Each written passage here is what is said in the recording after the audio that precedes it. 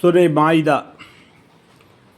بسم اللہ الرحمن الرحیم۔ شروع کرتا ہوں اللہ کے نام سے جو نہایت مہربان اور بڑے رحم والے۔ اے ایمان والو، عہدوں کو پورا کرو۔ تمہارے تمام چوپائیاں جو مشاب انعام یعنی اونٹ بکری کے حلال کیے گئے ہیں، مگر جن کا ذکر آگے آتا ہے، لیکن شکار کو حلال مت سمجھنا جس حالت میں کہ تم احرام میں ہو۔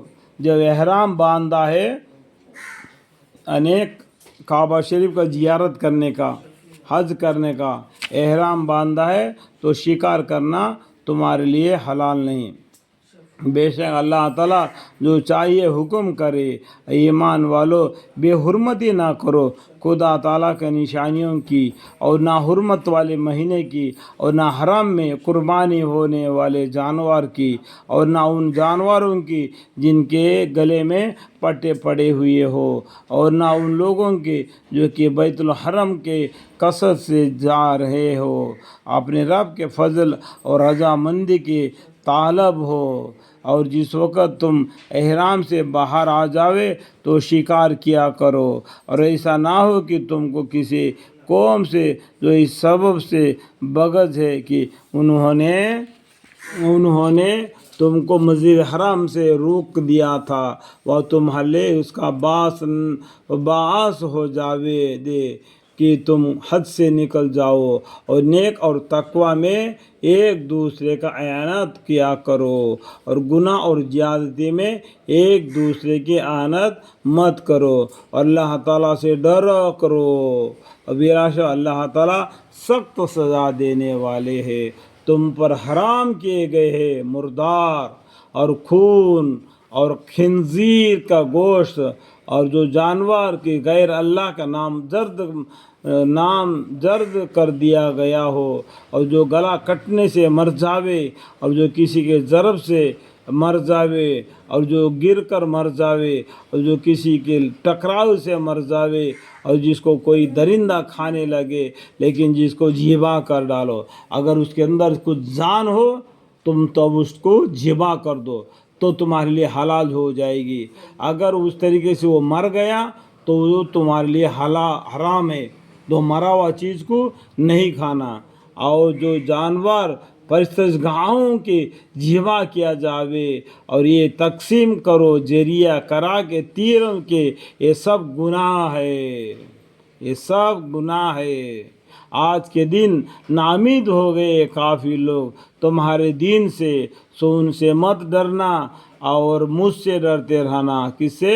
اللہ سے ڈرتے رہنا۔ آج کے دن تمہارے دین کو اللہ نے کامل کر دیا، اور میں اللہ تعالیٰ نے تم پر اپنا انعام تمام کر دیا، اور اللہ نے اسلام کو تمہارا دین بننے کے لیے پسند کر لیا۔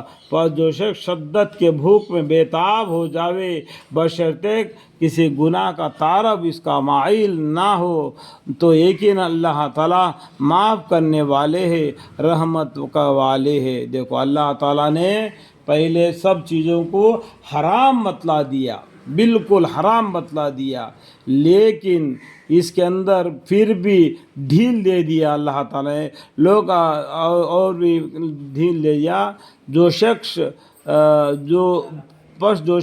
شدت کی بھوک میں بےتاب ہو جاوے، بشرطے کسی گناہ کے طرف اس کا مائل نہ ہو، تو یقین اللہ تعالیٰ معاف کرنے والے ہیں، رحمت کرنے والے ہیں۔ اللہ تعالیٰ ایسے بھوکے پیاسوں کو جب کہ وہ غلط کر بیٹھے، وہ جو حرام چیزوں کو کھا لیے، تب بھی اللہ تعالیٰ ان کو معاف کرنے والے غفور الرحیم ہے۔ لوگ آپ سے پوچھتے ہیں کہ کیا کیا جانوروں ان کے لیے حلال کی گئی ہے؟ آپ فرما دیجیے کہ تمہارے لیے کل حلال جانور حلال رکھی ہے، اور جن کا شکاری جانوروں کو تم کو تعلیم دو، اور تم ان کو چھوڑ دو بھی، اور ان کو اس طریقہ سے تعلیم دو جو تم کو اللہ تعالیٰ نے تعلیم دیا ہے۔ تو ایسے شکاری جانور جس کا شکار کو تمہارے لیے پکڑے اس کو کھاؤ اور اس پر اللہ کا نام بھی لیا کرو، اللہ سے ڈرتے رہا کرو، بے شک اللہ تعالیٰ جلدی حساب لینے والے ہیں۔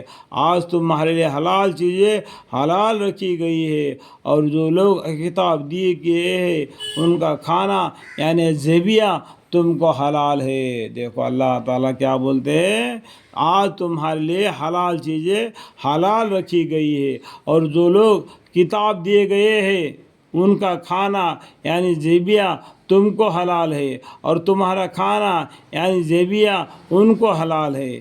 اور پارسا عورتیں بھی جو مسلمان ہوئے، اور پارسا عورتیں ان لوگوں سے بھی جو تم سے پہلے کتاب دیے گئے ہیں، جبکہ تم ان کو ان کا معاوضہ دے دو، اس طرح سے کہ تم بیوی بناؤ، نہ تو اعلانیہ بدکاری کرو اور نہ خفیہ صناعی کرو۔